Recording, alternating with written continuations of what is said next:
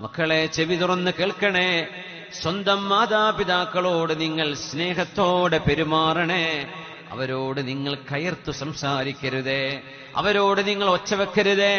അവരോട് നിങ്ങൾ ദേഷ്യത്തിന്റെ നോട്ടം പോലും നോക്കരുതേ എന്നാണ് വിശുദ്ധ ഖുർആനിന്റെയും ഹദീസിന്റെയും അധ്യാപനം. ഇത് നമ്മുടെ ന്യൂജൻ മക്കളൊന്നറിയണേ. ഇതാണ് ഇസ്ലാം. വെറും ഒരു നോമ്പും നിസ്കാരവും മാത്രമല്ല. നിങ്ങളുടെ ജനനത്തിന്റെ, നിങ്ങളുടെ അസ്തിത്വത്തിന്റെ കാരണക്കാരൻ അല്ലാഹു ജല്ല ജലാലുവാണ്. എന്നാൽ പ്രപഞ്ചത്തിൽ അതിന്റെ ഭൗതിക കാരണം നിങ്ങളുടെ ഉമ്മയും നിങ്ങളുടെ ഉപ്പയുമാണ്. അവരോട് നന്മ ചെയ്യണമേ.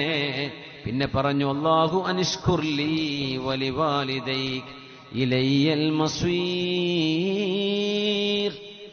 നന്ദി ചെയ്യണം അല്ലാഹുവിന്. പിന്നെ പറഞ്ഞു വലിവാലിദൈക, നന്ദി ചെയ്യണം നിങ്ങളുടെ മാതാപിതാക്കളോട്. അതൊരു ഫാദേഴ്സ് ഡേയിലും ഒരു മദേഴ്സ് ഡേയിലും മാത്രമല്ല.